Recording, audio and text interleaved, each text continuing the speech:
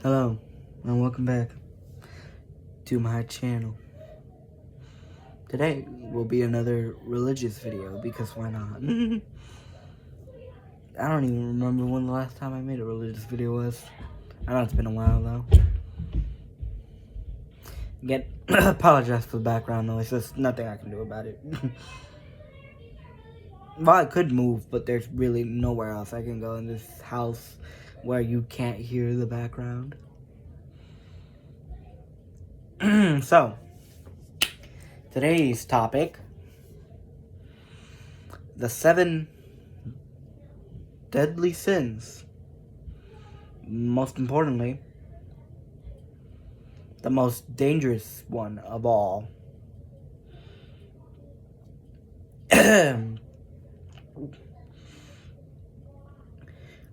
Now, you may be asking, Anthony, why are you talking about the 7 deadly sins? For one reason and one reason only.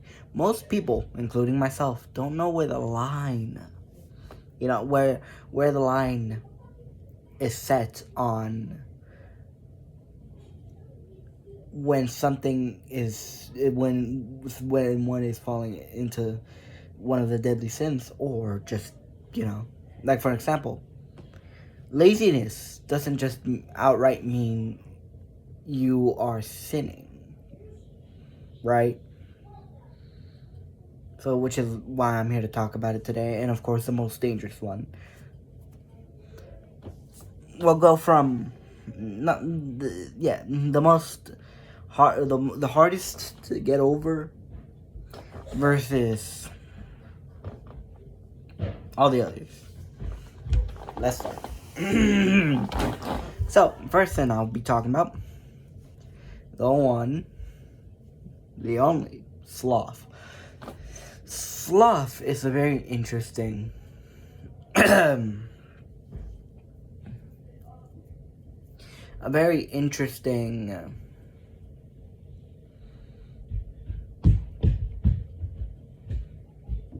sin because of its counterpart. Its counterpart is chastity, I believe.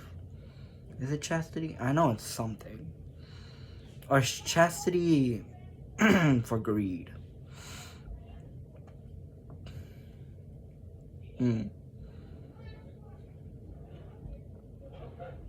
Not the point. A sloth is over.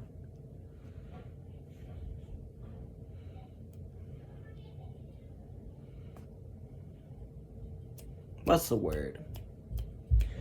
Over laziness. It's not full on laziness. It's not laziness itself. It's full on laziness. There's a difference. A sloth is more active. No, not more. Less active. Like, for example, for someone like me, I am lazy, but I'm still willing to move around. I'm still willing to walk around. I'm still willing to help out and do chores around this house. And while, yes, I would complain, I still do it.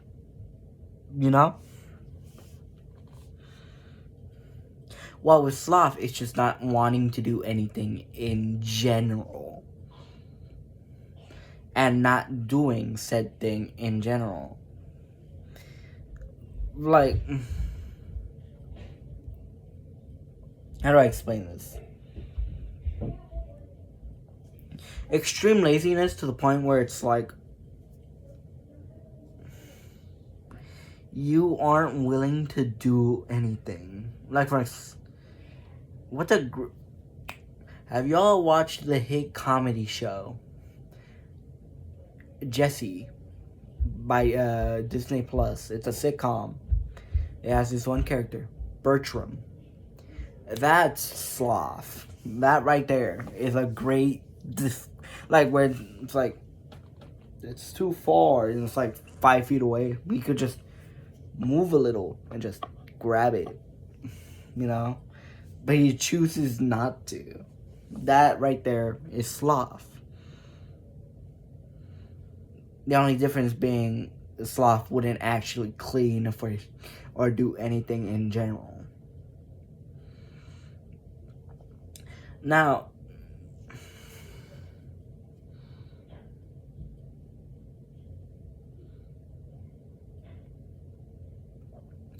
committing the sin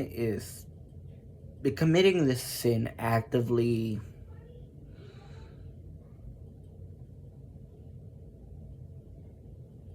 you have to be going out of your way to actively commit this sin, right? Because it's something of your own choice, your own volition, right? You choose not to move. You choose not to do anything at all and just lay down all day and do nothing. You have to actively choose to do that sin, which is something not a lot of people can afford to do. Now you gotta go to work or school. You got to take out trash or something like that, so you fully can't fall into sloth. That's something you have to choose for yourself. You know, it's more of a like, I choose to be lazy rather than I am lazy. You know, and as a lazy person myself, I tend to at least try to move around and not, because I can't I can't stay still for the life of me, I just have, it's just who I am as a person. I'm not gonna blame. Next one would be gluttony. Now, gluttony isn't just overeating. While yes, overeating is what it's used for, to basically, I say, like, because gluttony also means overindulgence.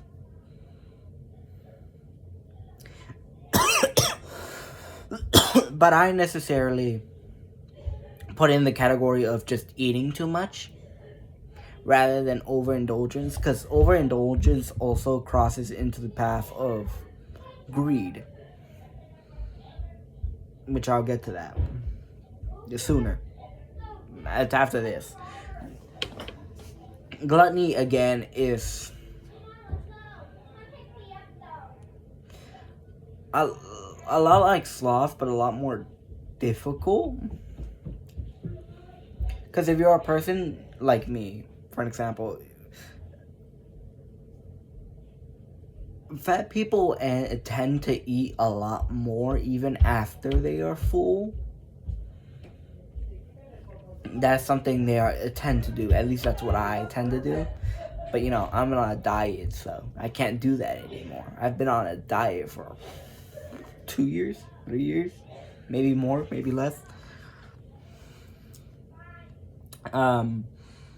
But yeah, which is a lot more harder, because you feel hungry when you're not hungry, So it depends on who you are as a person,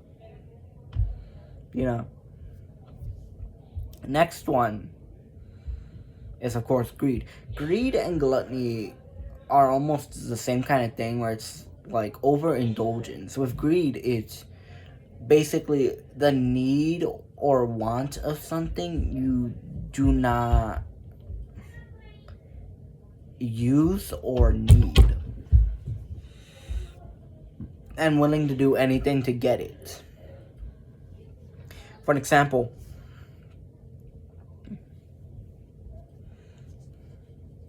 let's say, let me put you in a scenario, right? You're the richest person in the world. Your money is endless. And then someone walks up to you and they offer you two choices. Either one, you save a person from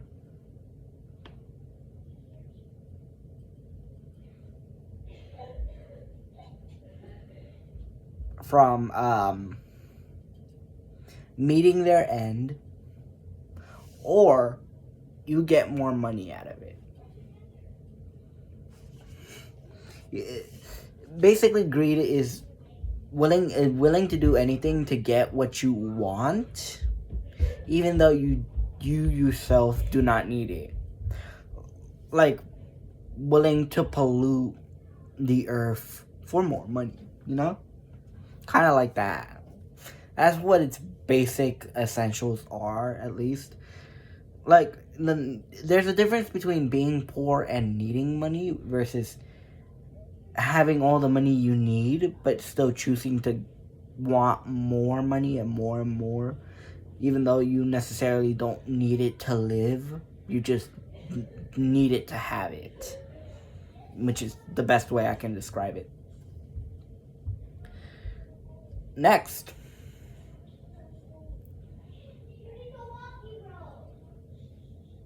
is wrath.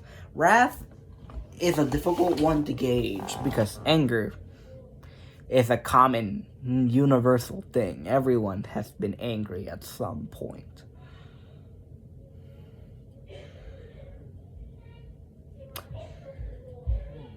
Being angry itself isn't a sin. It's doing something unrighteous out of anger. Yeah, I think that's what it means. Basically,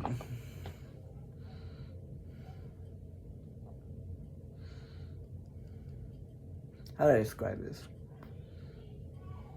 For example, hurting someone out of anger, that right there is wrathful.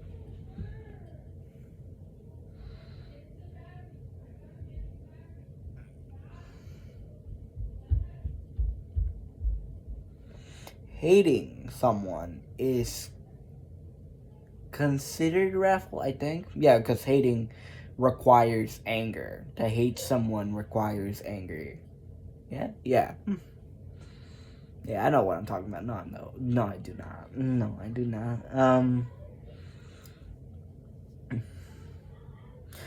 Wrath is basically means hurting someone out of anger,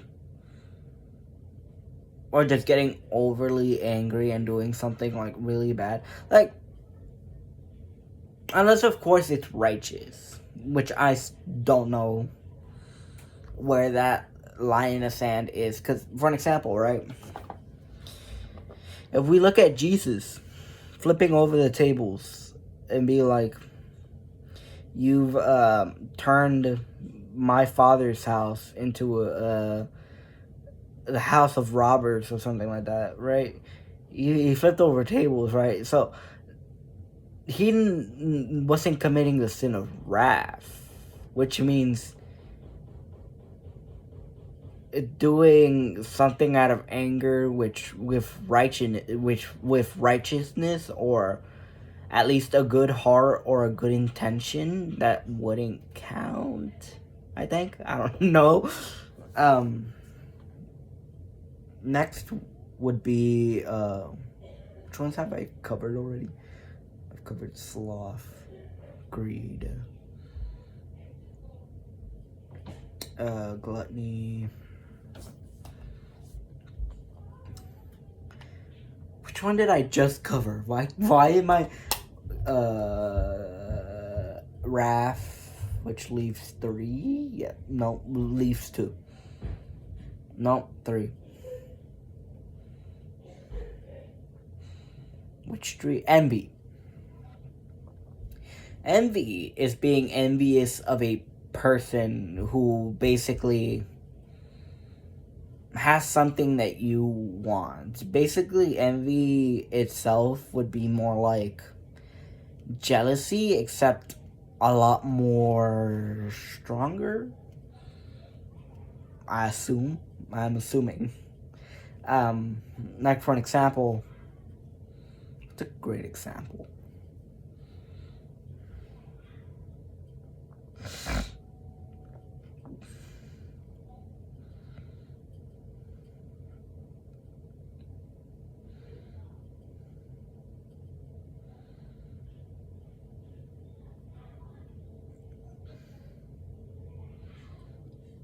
What's a like really good example? What's a really good example of like a character in fiction that is just really envious?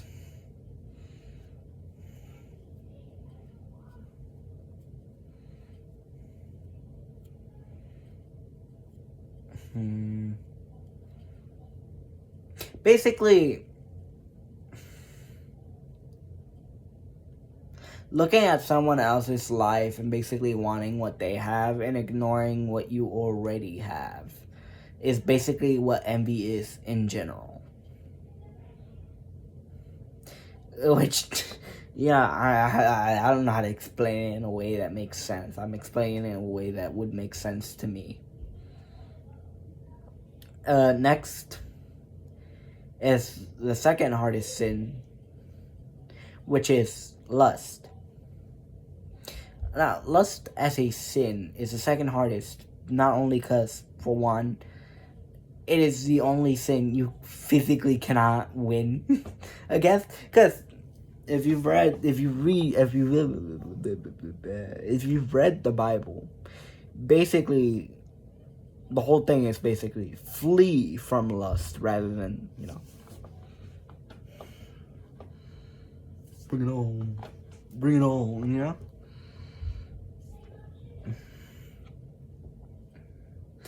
It isn't a sin you can physically, win against.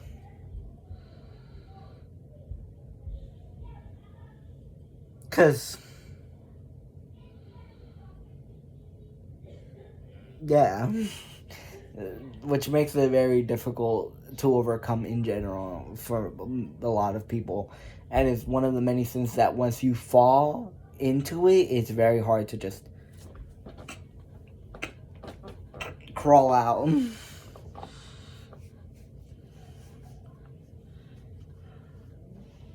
It takes some time. Next would be pride. Pride is the hardest sin. Mostly because, unlike the others,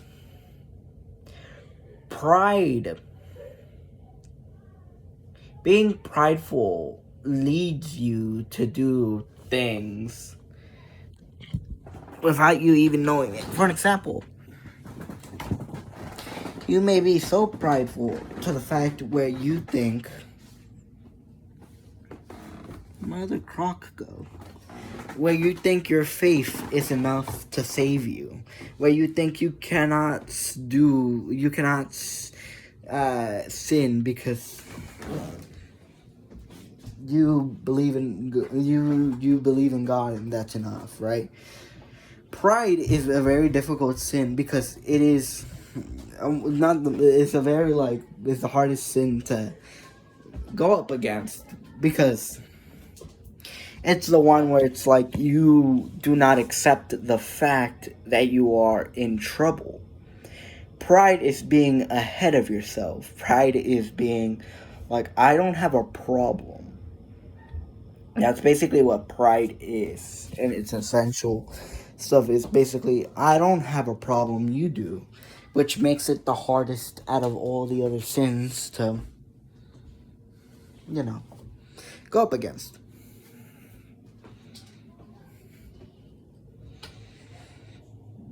That being said, no matter what sin you will go up against, none of them have a hold on you. None of them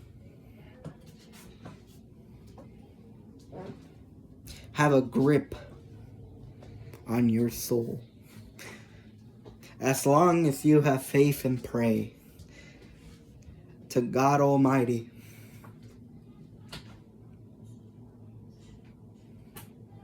then one day you may overcome your sin.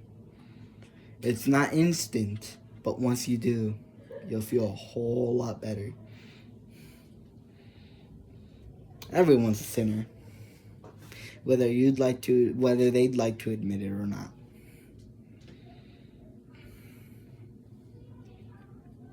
All of this to say that no sin is unbeatable as long as you have faith. So please, have faith. Yeah, that's pretty much it. So yeah, that's pretty much it. Have a wonderful evening, afternoon, morning, and or night. And I'll see you whenever I'm done hibernating. Peace.